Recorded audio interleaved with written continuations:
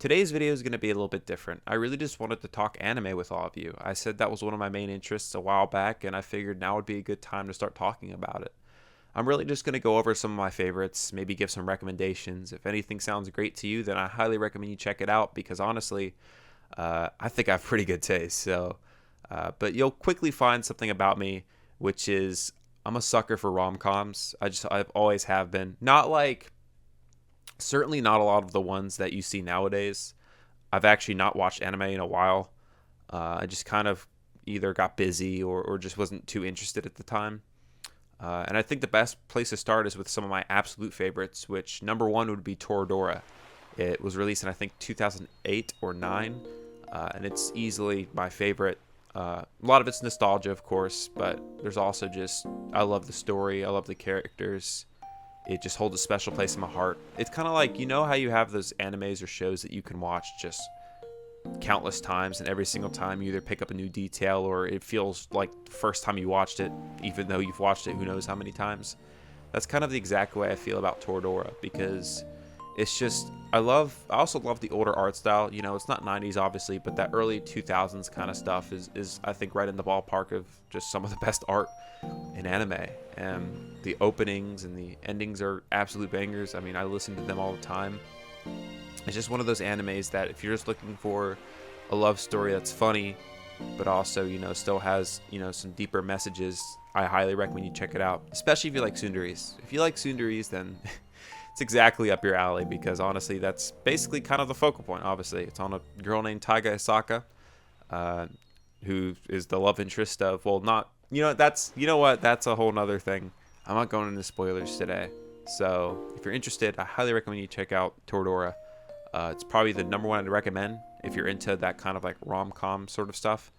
Second is sort of a not necessarily a hybrid of that with a different type of topic, but it's just one that I equally enjoy as just as much as Toradora. In fact, it's actually an anime that like rose really high just in general the more times I watched it, and it's got not only is it at second place, but it's honestly recently, after my most recent rewatch and the movies coming out for it and watching them, it's kind of like at a 1A 1B with Toradora, and that would be Rascal Doesn't Dream of Bunny Girl Senpai.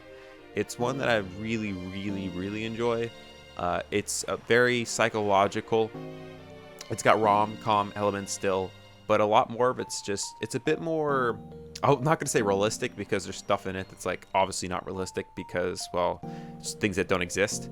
But but through those things that don't exist that they portray in the anime and the light novels, because it's more of a light novel thing than a manga thing. It paints these things that don't exist in real life, but they're more of personifications of things that do exist. So big issues that people have, especially like teenagers and just anybody who has like depression or like imposter syndrome and just like all these other things, it goes over those in like unique ways. And like what I like about it is how it's structured. It's like a few episodes is an arc, and then the next arc it's very structured, so it's very clear when a few episodes are focusing on a certain character and does that character's justice fully. I think my biggest thing with the anime is actually that the OST is like my absolute favorite in any show at all. I love the instrumentals. I listen to them all the time. They're very relaxing, sometimes very sad, but you know they're just really good.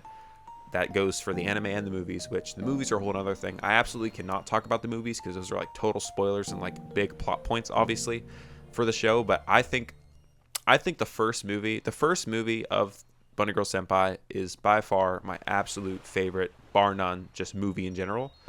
It's absolutely amazing. Second, of course, would be Silent Voice, which I'm not going to go over today just because it is just a movie, but Silent Voice is also incredible. If you haven't watched Silent Voice, incredible like art, incredible just the way the characters are set up, the music, everything about it is just, the direction is great. I highly recommend that one too. But back to the first movie of Bunny Girl Senpai. It is by far my absolute favorite just piece of media, really. I've watched it so many times. I just really enjoy everything about it. And if you get through the series and you enjoy it, you are 100% going to like the movies, especially the first one. The two after are still very good, but I just think that the first one sets the bar so high that anything else just, it's not that it's bad, of course, because it's still really good, but it's just not as good because the first movie, in my opinion, is just so good. But we'll take a break from rom-coms because the next one I want to discuss is actually Attack on Titan. I know I'm not. Most of you are not living under a rock and know what Attack on Titan is. It's like literally one of the biggest animes of all time, and it finished, a year ago, maybe less. Time flies, really. Just a really, really good show. Very, it's got a lot of gore. It's a lot of action. The narrative gets really strong, especially towards the later seasons where you really kind of see how the world's built and like all the conflicts of the characters.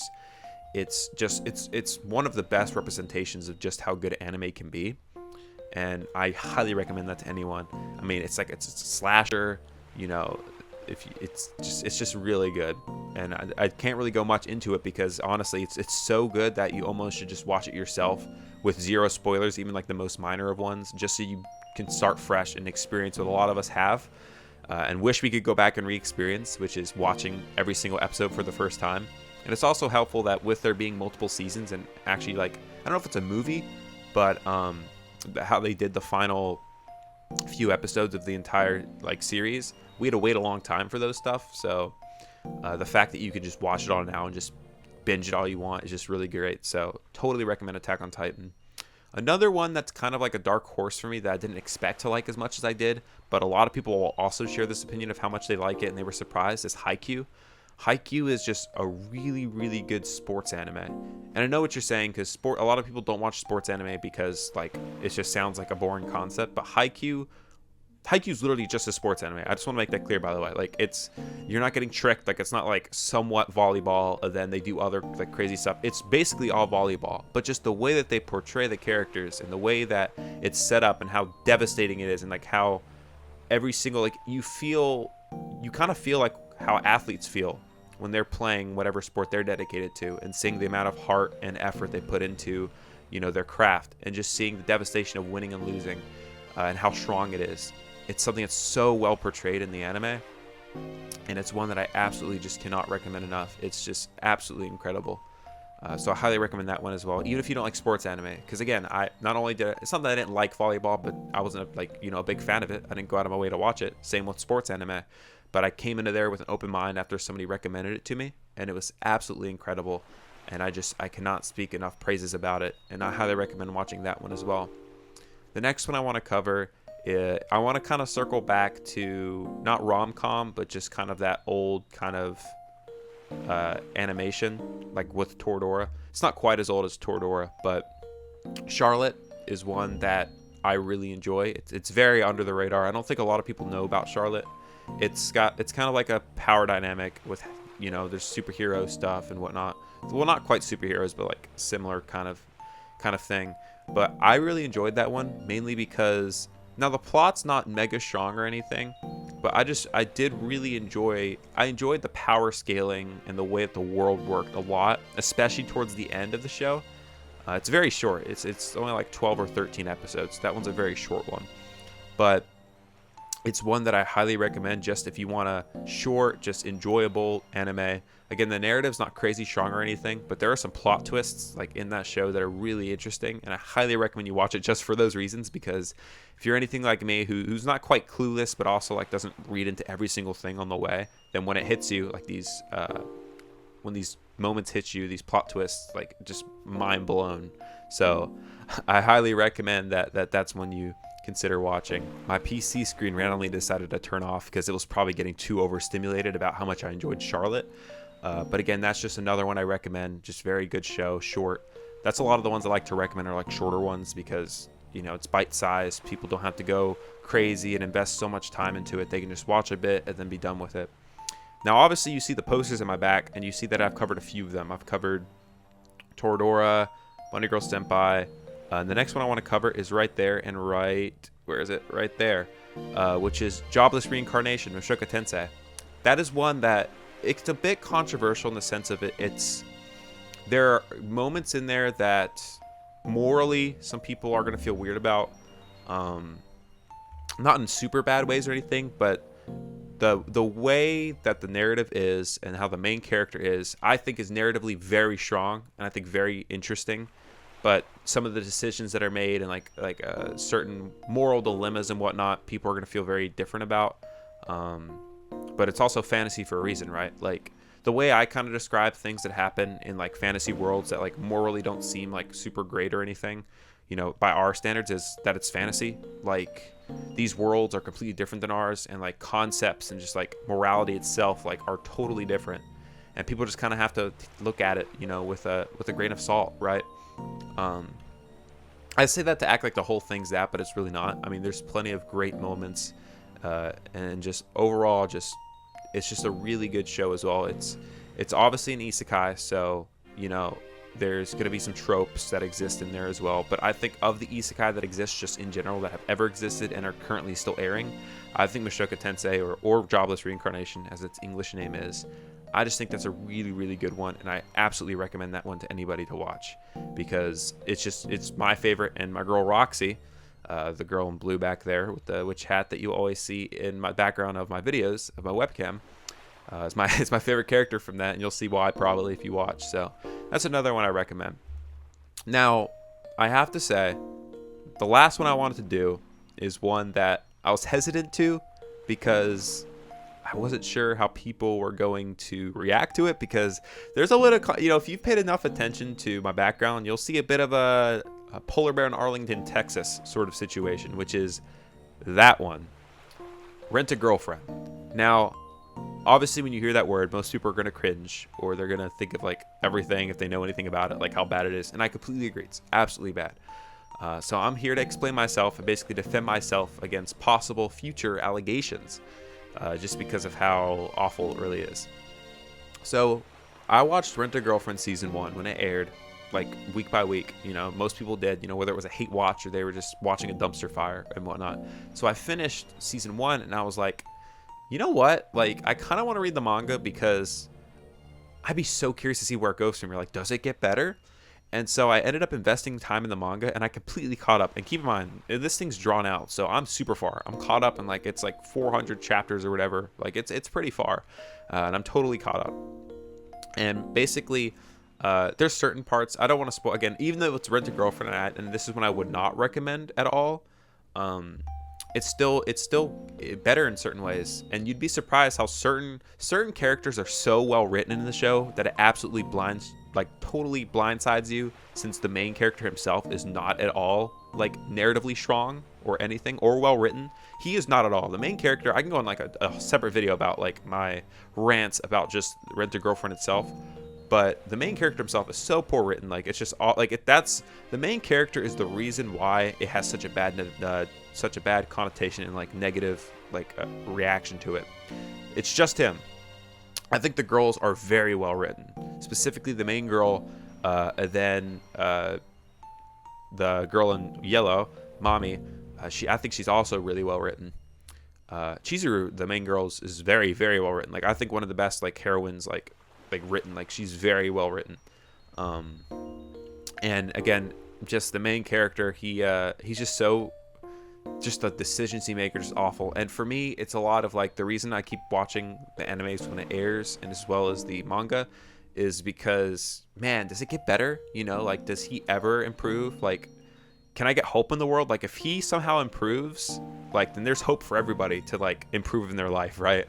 So it's kind of like waiting for that moment to see sort of when, you know, when or if that happens. And if it does, you know, there's gonna be parades on the street like somebody just won the Super Bowl. Like, if that happens, not only would I be impressed, but it's what I'm hoping for, because if I put this much time into it, I mean, good golly, at some point, like, just let me be happy enough to where it's like, okay, at least I didn't waste my time. Like, it actually eventually does end in like a good way. But yeah, that's why I have it back there. Do I regret having a poster? 100%. I really don't know why I got the poster. I can't explain that, because again, it's not. If I look at any of these other shows behind me, like, they aren't ones that I'd be dismissive of sharing. Like, I'd love to talk about any of them. Like, and I didn't even get into all of them. Like Black Clover, like one of my favorite shonens that I got all the way caught up on with the anime. Like, that's good. Like, there's plenty of good anime that I could still talk about, which means I'll probably have a second part where I talk about it. There is one more. I did say that was the last one, but there is one more I want to talk about, which is Nagatoro. The manga recently finished. Again, I won't spoil anything, but watch the anime. The first season, kind of like I did with Rent a Girlfriend, and decided I wanted to read the manga, so I became more of a manga guy with it.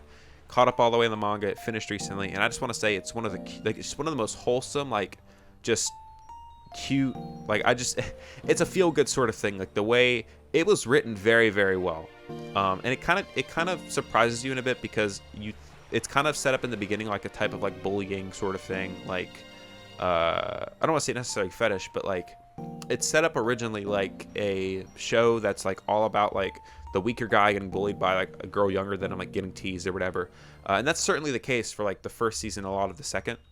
But over time you see these characters develop and change, and it's really really good, and I think it's a lot more realistic of an anime, like in terms of like real life scenarios, than other animes will be, especially rom-coms, because that, let me tell you, there are some funny moments. It's certainly a rom-com.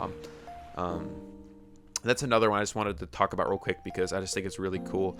I mean, the anime's fine so far, but the anime's really just been like the stuff I just talked about with like the bullying stuff. Like if you're interested in like when it gets a lot deeper, like the narrative, and like when it actually gets really good to be one of my favorites, like you got to check out the manga, because that's definitely what you do if you want to get the full experience of why it's so good. But yeah, I just wanted to talk about a few anime today. Just to kind of dip my toes in there. I said that's one of the things I wanted to do, so I'm finally talking about some of it. Finally talked about some of the shows in my background. And the question I have for all of you, because this could turn into a potential future video with what I'm about to ask, is what are some of your favorite animes and what would you recommend to people? Because I may end up doing some type of like, I don't know, book club thing where we all decide on an anime, whether it's old or new, and we watch it and we all talk about it in the comments of a video, or I talk about it. Let me know if you're interested in that as well. I just wanted to try different things because I want to get the community involved as much as I can, because I really appreciate all of you guys, and I appreciate all the love as well and all the recent videos. It just means the world to me, and I'm so grateful to have such early support. So yeah, if you enjoyed the video, please like, please sub, helps me out a lot, and I will catch you guys in the next video. Take care.